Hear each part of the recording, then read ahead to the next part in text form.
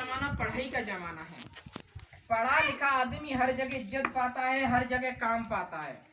चाहे सरकारी नौकरी नहीं लगे, बेशक सरकारी नौकरी लगना जरूरी नहीं है, लेकिन पढ़ा लिखा व्यक्ति सब जगह रोजगार को प्राप्त करता है। 10-20 हजार रुपए वो हर महीने के कमा सकता है। तो क्यों ना हम अपने बच्चियों को पढ़ाने पर जोर दें। आप शांत हो जाइए थोड़ा सा भैया। तो देखिए, पहली बात तो मैंने आपकी ये रखी है कि आपकी मिसटॉल की बात, सबके आधार कार्ड जॉब कार्ड के नंबर एंट्री कर लिए हैं, और जिन्होंने नहीं कराया है वो सियाराम को और काशीराम को शाम तक करा देना। हाँ, सियाराम के पास या काशीराम के पास, किसी के पास तो करा देना। तो 1 तारीख के बाद अपन की कभी भी आप ये मत कहना कि 2 दिन बाद ही तुम पूछने लग जाए कि मिस्टोल नहीं आ रही क्या, मिस्टोल नहीं आ रही क्या। सरकार की स्कीम है। पहले तो जब ग्राम पंचायत में हमारा गांव आता था तो मिस्टोल हर साल आती थी। अब लाना ना लाना ये मेट के ऊपर डिपेंड करता है। मेट लेने जाएगा तभी तो वो देंगे। अब इस बार हमारा गांव नगर पालिका में आ गया है, तो इसकी वजह से जो गांव नगर पालिका में आते हैं उनको ये रोजगार खत्म हो जाता है, वो शहरी क्षेत्र में गिना जाता है। फिर ग्रामीण एरिया से हट करके शहरी क्षेत्र में गिना जाता है। तो हमारा गांव अब ग्रामीण में ना आकर के शहरी क्षेत्र में शामिल किया गया है। तो चेयरमैन ने हमको स्पष्ट बोल दिया है कि आपके लिए मिस्टॉल आएगी। पहली बात तो आप इस चीज से खुश है ना भाई? आ जाएगी तो आप महीने 2 महीने में कभी भी आ जाएगी, तो आ जाएगी, ठीक है। दूसरी बात मैं बोल रहा था कि पढ़ाई के मकसद की।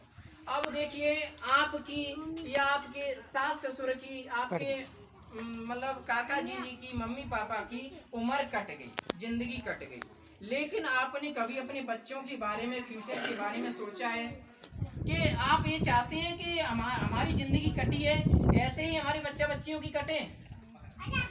ऐसे चाहते हैं आप लोग? ऐसे चाहते हैं? नहीं। मतलब देखिए, मतलब मेरा कहने का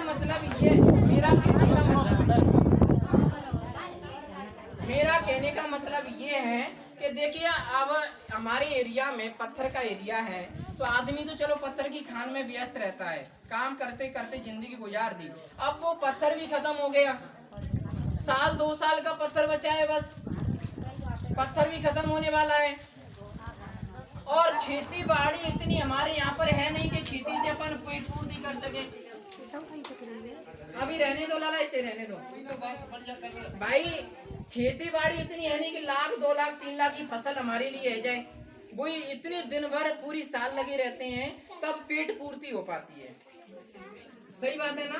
तो अपन को कुछ ऐसा स्कीम, पढ़ाई का महत्व तो ये है कि आप अपने बच्चों को ऐसे काबिल बनाओ, ऐसे योग्य बनाओ, ताकि वो भविष्य में उनकी लाइफ, जिंदगी बर्बाद ना हो। अब हमारे दोनों गांवों ने मिलकर के ये निर्णय लिया है दारू रोकने का। कितना अच्छा निर्णय है, बहुत अच्छा है। और मुझे तो आशा है कि यहाँ से आगे सुधार ही होता जाएगा। तो इसमें देखिए, आदमी की नहीं, आप लोगों की भी बराबर भागीदारी होती है। अब आदमी सुबह का खाने पे जाता है, बच्चे पर ध्यान नहीं देता है, मेरा बच्चा पढ़ रहा है, लिख रहा है, स्कूल जा रहा है कि नहीं जा रहा है,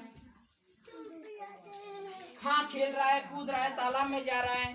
तुम अपने घर गृहस्थी के काम में बिजी रहते हो, झाड़ू पोंछा करना, गोबर डालना, पानी लाना, भैंसों को चरी लाना, बस बच्चियों पे कोई ध्यान नहीं दे रहा है।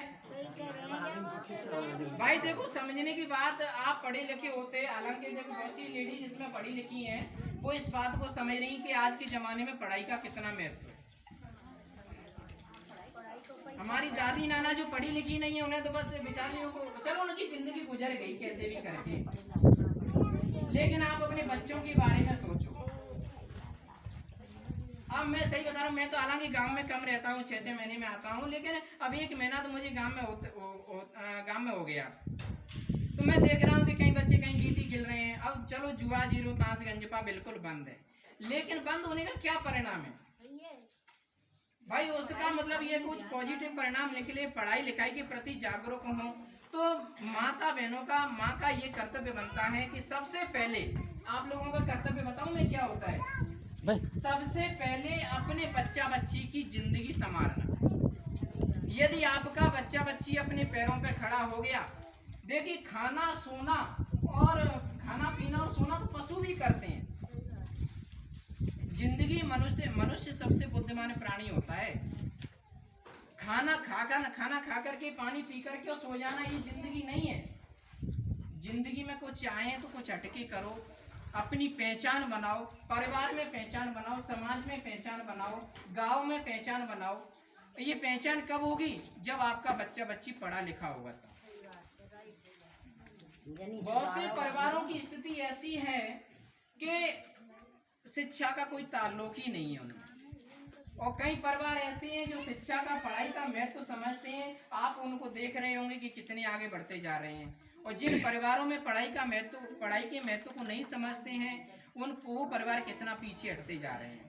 तो मेरा कहने का मतलब यह है कि देखो, आदमी बेचारा काम धंधे पे निकल जाता है, बाल बच्चों पे ध्यान नहीं दे पाता है, तो घर में आपका फर्ज है, माता बहनों का फर्ज बनता है, माँ का फर्ज बनता है कि अपनी सबसे पहले अपने बेटे को ध्यान में रखो।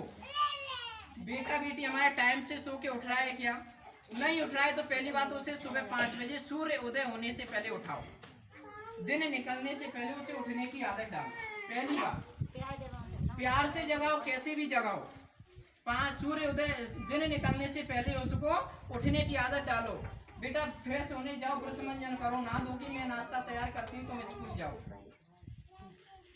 आपने कहा गोबर डालना, पानी लाना, ये काम बाद में भी हो सकता है, और इस काम के लिए जिंदगी पड़ी है। भाई इस काम के लिए आपने आपकी जिंदगी निकल करते करते आपने जिंदगी में क्या पाया? कोई झाड़ू पोंछा गोबर पानी में रह गए ना।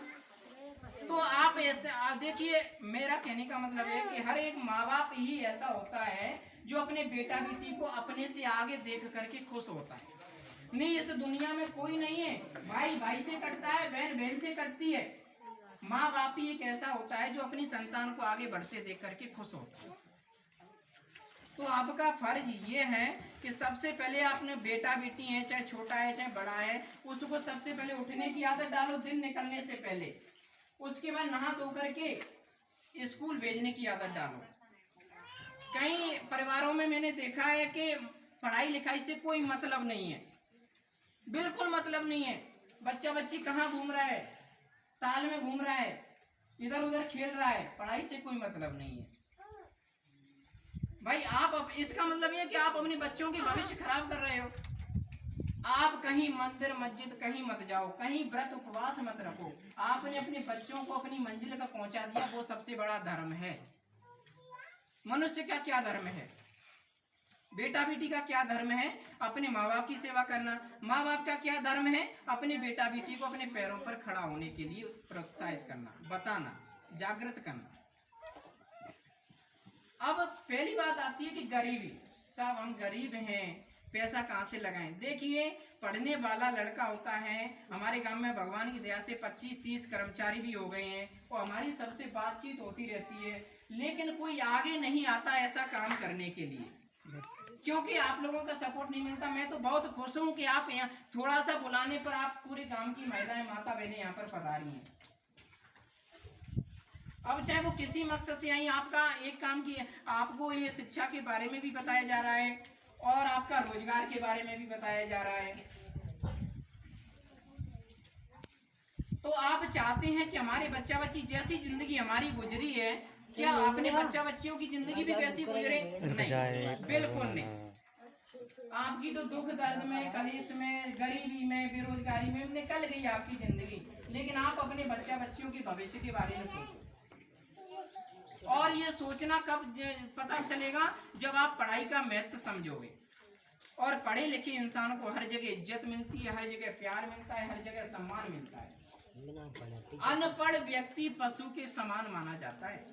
अनपढ़ व्यक्ति आपसे कह दें कि यहाँ से आप दिल्ली चले जाओ, बॉम्बे चले जाओ, जा सकते हैं? नहीं। पढ़ा लिखा व्यक्ति इंडिया में घूम के आ जाएगा, कहीं खोएगा नहीं, कहीं कुछ भी नहीं होगा। तो मेरा आप लोगों से निवेदन है, माता बहनों से, आप सभी से निवेदन है, आदमियों की परिस्थिति थोड़ी अलग है, बेचारे काम धंधे पे निकल जाते हैं, बच्चा बच्चियों पर ध्यान नहीं दे पाते हैं, तो आपका फर्ज है, उनका भी फर्ज है, लेकिन वो कमाने के लिए घर से बाहर जा रहे हैं, इसलिए घर की जिम्मेदारी आप लोगों की बनती है। घर की जिम्मेदारी आप लोगों की बनती है कि अपने बच्चा बच्ची को टाइम से उठाओ, ना